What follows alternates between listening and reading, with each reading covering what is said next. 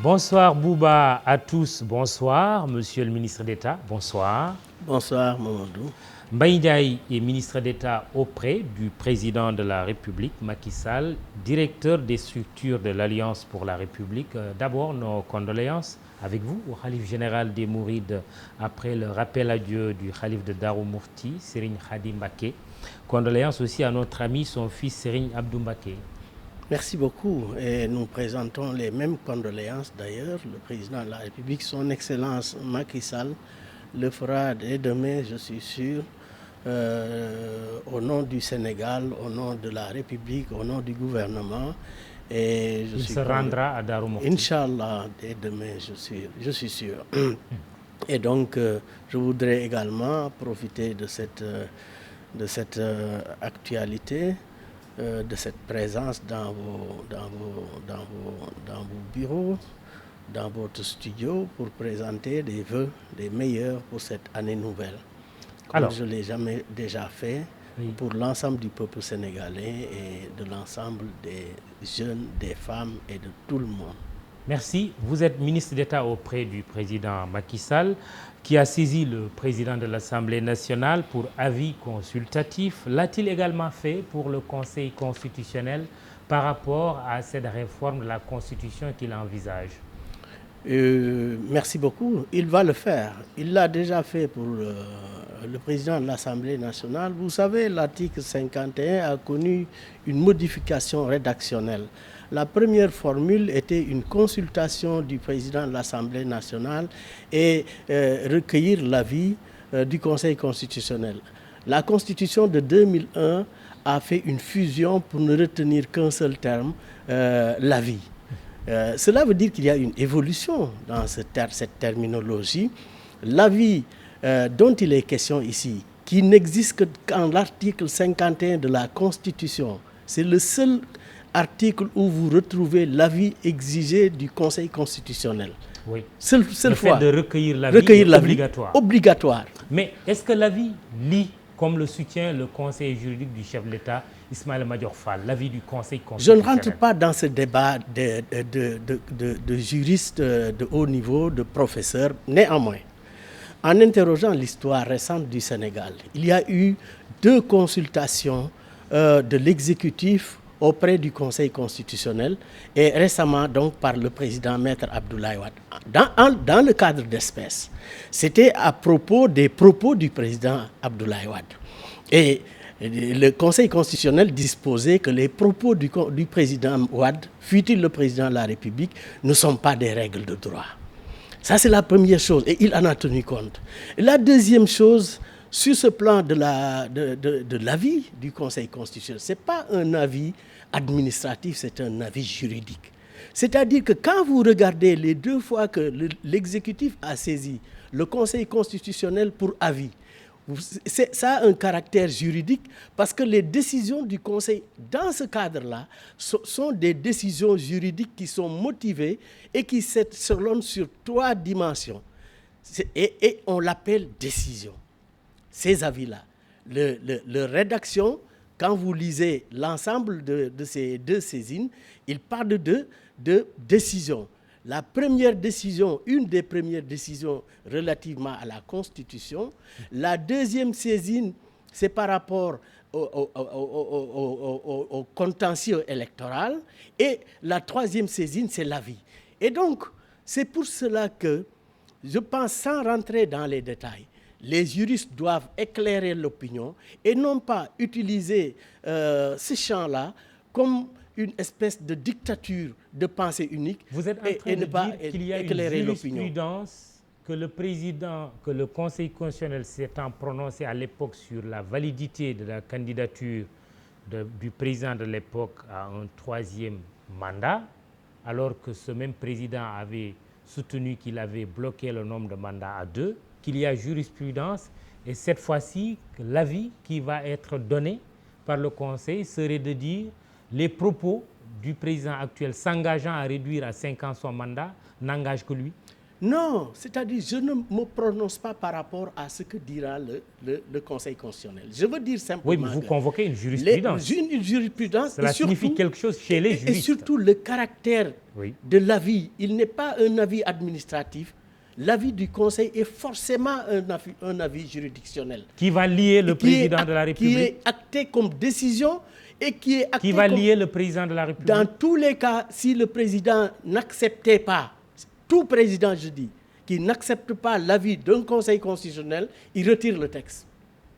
Ou il le retire, ou il l'applique, ou il se le fait appliquer. Ce sont les deux principes en matière de droit constitutionnel qui sont observés de par le monde. Ou vous retirez le texte, ou vous vous conformez à la nature de la... Vous pouvez passer outre aussi. Non, c'est impossible. Parce que le président de la République, rappelez-vous l'article 37 de la Constitution, lorsqu'il est élu, avant de rentrer en fonction, fait une prestation de serment. Et dans laquelle prestation, il jure devant Dieu et devant le peuple, la nation sénégalaise, de remplir fidèlement ses missions, de respecter et de faire respecter les dispositions constitutionnelles et la loi. Absolument. Mais il ajoute et de veiller à la respectabilité des institutions constitutionnelles dont le Conseil constitutionnel. Justement, permettez, pourquoi le respect de l'engagement du président semble si difficile à tenir? Il a dit le 3 avril 2012, premier message à la nation, j'ai décidé, j'ouvre les guillemets, de ramener à 5 ans le mandat de 7 ans pour lequel je suis élu sous l'empire de l'actuelle Constitution. Le 31 décembre 2015, là, la restauration du quinquennat pour le mandat présidentiel, y compris la question de l'applicabilité immédiate de la réduction à 5 ans du mandat de 7 ans en cours, pourquoi c'est si difficile de se conformer à son engagement? Quelle grandeur de cet homme qui, de manière libre, indépendante et en toute responsabilité, avant d'être président de la République, a pris cet engagement majeur. Également devant la nation, parce qu'on sait que le message, c'est le message à la nation. Actuellement, c'est le message à la nation. Avant, c'était un message pour l'opinion, quand il était candidat. Mais devant la nation, absolument, effectivement, et sans jurer, il a pris l'engagement. Et il continue à dire que je vais respecter et je vais me le faire appliquer aux besoins. Si il n'avait pas dit aux besoins. Non, ce mot-là n'existe pas. Non, le mot-là n'existe pas. C'est moi qui rajoute que quand il dit... Vous n'êtes pas le président de la République. Non, je ne le suis pas et je fais confiance à celui qu'il est. Avec grandeur et sagesse, il est un homme qu'il faut à cette place. Mais il a dit l'applicabilité. Oui, ça veut dire cela. C'est-à-dire que si c'est applicable, c'est-à-dire si le juge constitutionnel, après saisine, effectivement convoque et décide que c'est cela qui doit être, il faut qu'on suive le juge constitutionnel. Donc il ne faut pas compter sur le président de la République, dont vous êtes le ministre d'État, pour que demain il passe outre l'avis du Conseil constitutionnel. Quel que soit l'avis, le président de la République est un homme qui applique la priorité du droit par rapport à la gestion du pays. Mais c'est pour cela que je refuse que l'on utilise le dictat contre le président de la République, son Excellence Macky Sall, en essayant de faire une espèce de dictature, de contrainte. Ce n'est pas de la dictature. Non, c'est de la dictature. Parce que, non, je pose une question. Je ne suis pas en train de vous contredire, mais je suis en train de poser une question. Parce qu'en convoquant le débat sur la candidature du président Wade à un 3e mandat à l'époque, ici, il s'agit de se prononcer sur la recevabilité des candidatures de tous ceux qui s'étaient présentés à l'époque. Et c'était un arrêt du Conseil constitutionnel. C'est quand même différent. Je vous dis que la quintessence, le juriste parlerait certainement d'une question jurisprudentielle. Et dans ce cadre-là, je dis bien, dans ce cadre-là, le président de la République, quand il a pris toutes les dispositions pour appliquer sa volonté de réduire son mandat au moment où tous les autres se battent pour augmenter les mandats, et il le dit à plusieurs reprises jusqu'au niveau du discours de fin d'année, je dis cet homme-là, il mérite beaucoup plus autre chose qu'une tentative de dictature contre lui au cas où. Ce sont ces hypothèses que je dis, elles ne sont pas acceptables dès lors que... Attendons de voir ce qu'il va faire. Parce qu'il a déjà dit l'essentiel, et il est en train de le faire en saisissant le Conseil constitutionnel. Cela veut dire que ne faisons pas de pression inutile sur la conscience du président qui a pris toutes ses responsabilités, de dire que j'accepte de réduire mon mandat et de me l'appliquer si jamais, c'est moi qui ajoute, si jamais toutes les dispositions sont requises au niveau du juge constitutionnel qui, en la matière, est le seul qui décide. C'est le seul qui décide. Et il ne faudrait pas non plus que les partisans du pouvoir, ceux qui sont de mon côté, fassent également de la pression contre le Conseil constitutionnel. Ceci serait inacceptable pour la démocratie. Laissons le président de la République, son Excellence Macky Sall, continuer la procédure de saisine des uns et des autres. Le président de l'Assemblée nationale, c'est déjà fait. Il reste le Conseil constitutionnel. Mais laissons la procédure prospérer et ne pas faire des incursions inutiles. Alors, que répondez-vous à certains tenants des assises nationales qui pensent que vous n'avez pas respecté l'esprit des assises nationales, que le président n'a pas respecté l'esprit des assises nationales dans les réformes qu'il annonce? Mais c'est dans le cadre-là que les 15 points qui sont soulevés ici.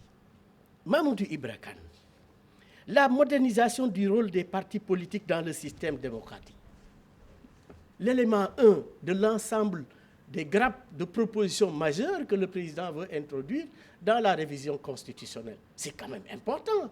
Quand il dit la participation des candidats indépendants à tous les types d'élections, Mamoudou Ibra Kane, rappelez-vous, en 1992, avec la rencontre présidée par Feu Kéba Mbaye, paix sur son âme, il y avait 2 problèmes majeurs sur lesquels il a fallu avoir un casus belli.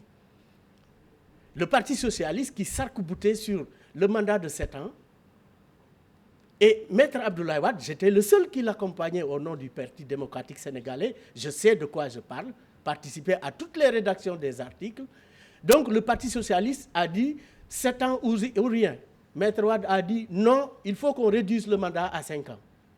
Et il a fallu qu'on fasse une suspension de séance. Et c'est au retour qu'il y a eu cet accord-là pour maintenir les 7 ans. Je veux dire simplement que ce point-là est celui relatif aux partis et aux candidatures indépendantes, qui était un combat également de l'ensemble des acteurs démocratiques. Le président Macky Sall propose dans les 15 points à introduire dans la Constitution.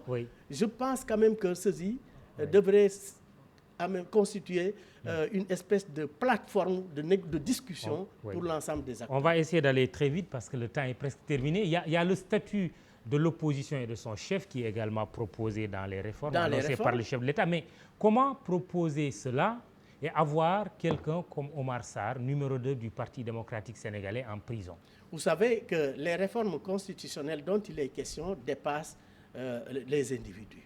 Oui, quand on a beaucoup d'opposants en prison, quand même, ça pose problème, non? Même s'il y avait une centaine, 1 millier, les 14 millions de Sénégalais et leur destin commun, par rapport à une charte fondamentale que nous cherchons à instituer pour qu'elle atteigne un niveau de système achevé, cela quand même, on ne peut pas parler d'individus. Ça ne fait pas propre pour une démocratie majeure comme le Sénégal d'avoir des opposants en prison. Non, vous savez que... Ce n'est pas seulement eux. Vous savez que ceci n'explique pas cela. Ceux qui sont aujourd'hui tels que Omar Sarr, entre les mailles de la justice, je pense quand même les propos des responsables. Il était plus facile à M. Omar Sarr de dire dès lors que la source de mon information a été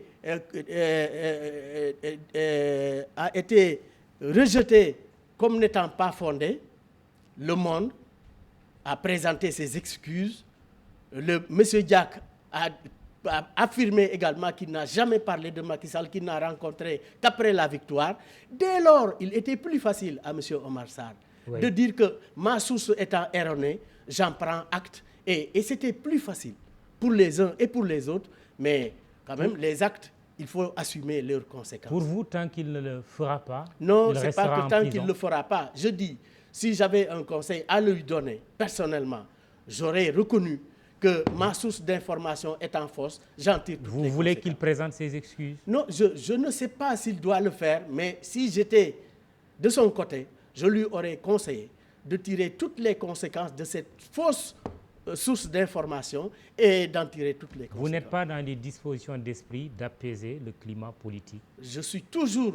Et vous savez que ce monsieur Oumar Sarr, je l'ai rencontré avant le montage du bureau de l'Assemblée nationale.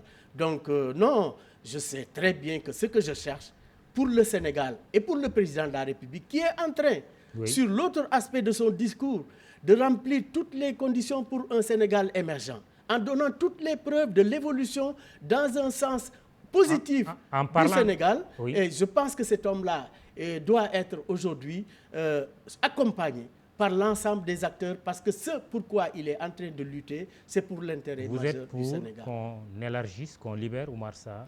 Mais je ne dis pas cela parce que c'est la justice qui devra se prononcer par rapport maintenant à son comportement et à ses prises de responsabilité, de ce qu'il a eu à dire et de ce qu'il n'a pas. J'ai compris le fond de votre pensée. Un moment, on a mis en avant la levée de son immunité parlementaire. Comment vous pouvez justifier qu'un député que nous ne garderons de nommer, dont l'immunité parlementaire a été levée dans le cadre de la traque des biens mal acquis, qui fait l'objet d'une interdiction de sortie du territoire, voyage avec le chef de l'État? Non, je pense quand même qu'il faut rendre justice quand même à l'État sénégalais. Quand M. Oumar Sarr, pour une des toutes premières fois qu'il s'est manifesté autrement qu'en démocrate, en sortant du territoire alors qu'il lui a été interdit de le faire. Quand il est revenu au Sénégal, il n'y a eu aucune poursuite contre lui. Aucune. Oui, d'accord. Mais il est sorti d'une certaine manière. Mais là, je parle je viens d'une personnalité politique qui est dans la même situation que lui, qui a voyagé avec le chef de l'État. Comment le justifier? Regardons pas le doigt qui montre la Lune, mais regardons la Lune. Je dis, ici, le problème de fond, c'était la sortie sans autorisation. Mais il n'a pas été inquiété au retour. Que le chef de l'État voyage avec une personnalité politique dont l'immunité parlementaire a été levée et qui fait l'objet d'une interdiction de sortie du territoire, ce n'est pas gênant? Non, ce n'est pas gênant. Dès lors que le cas qui a été observé avant n'a pas été inquiété, je pense quand même qu'on peut accepter que l'État, dans la continuité, effectivement puisse le faire. Peut-être qu'il faut le considérer comme une main tendue d'ailleurs pour l'ensemble de ces acteurs. Ah oui, c'est une main tendue. Non, je dis personnellement, je l'aurais analysé comme une espèce de main tendue à ceux-là qui pensent que le président de la République est un homme qui mène tous les combats. Non. Et on passera l'éponge en arrêtant toutes les poursuites d'aujourd'hui et à venir ne mêlons pas pour enrichissement illicite. Non, ne lions pas. Ne faites pas cette généralisation, surtout à ma présence, encore moins en voulant me le prêter. Je ne le dis pas. Il y a des problèmes juridiques, il y a des problèmes administratifs, il y a des problèmes politiques. Sur les problèmes politiques, le président de la République est un homme de rassemblement, un homme d'unité, un homme de dépassement. Mais c'est tout ce qu'il est convenu de rappeler ici. Une dernière question à Alioune Badara Cissé, médiateur de la République, mais surtout qui a parlé en tant que responsable de l'APR, qui dit que ferait Macky Sall si l'irréparable se produisait pour Abdoulaye Wade. Il ne l'a pas dit exactement comme ça, mais je préfère le dire ainsi, tout le monde le comprendra. Vous répondez quoi? Je pense que souhaitons à tout le monde une longue vie, tel que Maître Abdoulaye Wade, entre autres. Nous ne faisons pas ces genres d'hypothèses. Moi, je travaille sur le réel. Le réel appelle que le président de la République, Macky Sall, a fait une proposition de 15 points pour anoblir notre démocratie en renforçant les pouvoirs, surtout du citoyen, des institutions de la République, et surtout en rendant le caractère inviolable de certains aspects de la République, de la démocratie. Et ces points-là, telles que les clauses d'éternité à l'article 15 de sa proposition, qui ne concernait qu'un seul point, c'est-à-dire le caractère républicain de l'État, il l'élargit à 5 autres domaines. Le premier domaine, c'est celui de désignation du président de l'Assemblée, l'intangibilité des dispositions relatives à la forme républicaine de l'État, la laïcité de l'État, n'est-ce pas, le caractère indivisible, démocratique et décentralisé de l'État, le mode d'élection, la durée et le nombre de mandats consécutifs du président de la République. Je dis, ce sont ces éléments le fond. L'élargissement du domaine de compétence du Conseil constitutionnel qui avait un rôle d'avis en plus de son rôle de saisine. Aujourd'hui, la Cour d'appel, pour les cas soulevés au niveau de cette instance, peut s'adresser directement au Conseil constitutionnel, n'est-ce pas, pour les exceptions d'inconstitutionnalité. Avant, vous savez que c'était très long. Regardez le cas Karim Wade. Combien de temps ça a pris? Et le président de la République est en train d'anoblir la démocratie sénégalaise. Hors de question de retrouvailles entre Wade et Macky. Mais vous savez très bien que Maître Wade, le président Macky Sall n'a jamais fait que tendre la main.